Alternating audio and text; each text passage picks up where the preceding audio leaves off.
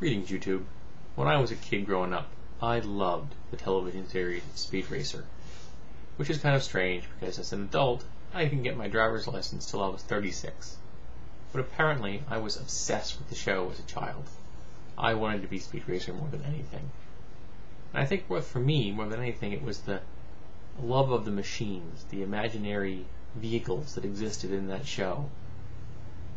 They could jump and had saws built into them and little robot birds, and there were some really fantastical devices in that machines in that show, and it really fostered an overall love of technology that I've had my whole life. I love gadgets. I play role-playing games, and I collect books that deal with gadgets and role-playing games. I have gadget books for games that I don't even own just because I love gadgets. Last night, my wife and I watched the movie Speed Racer on DVD. We had seen it when it came out in the theaters, but this is the first time I've seen it since then.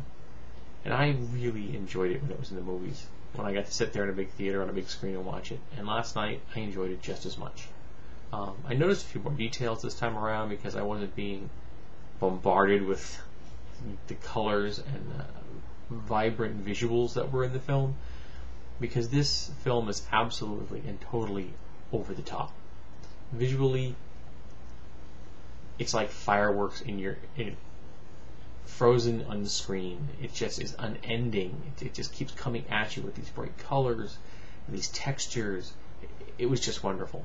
I enjoyed the way they captured the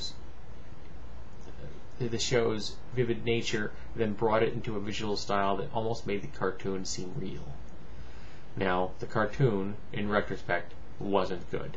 I remember seeing the cartoon as an adult, and I was stunned at how bad it was. The animation was horrible, the art was horrible, and my childhood memories were sacrosanct and inviolate. They could never be altered. I loved every single memory I had of the show, but the reality is the TV show was not very well done. But the movie captured the spirit of those horrible bits of animation and made them real. The film captured my love of the film, of the television series. It captured that memory and put it up on that screen. And that was a wonderful thing to see. I have a friend of mine who commented after having brought his daughter to see the movie that, well, we know she's not an epileptic, because the visuals in this movie will just overwhelm you. I mean, there were so many colors and so many bright, blinky and shiny and flashy things. It's just stunning. The storyline is not really all that complex. It's about a family that, are race car drivers. The oldest brother was a race car driver. The Speed is a race car driver. His youngest brother is obsessed with being a race car driver. The father builds race cars. I mean, it's a family built around this sport. And in this universe, the sport is much more integrated into the real world than racing is even in ours. I can remember leaving the theater after seeing the movie the first time.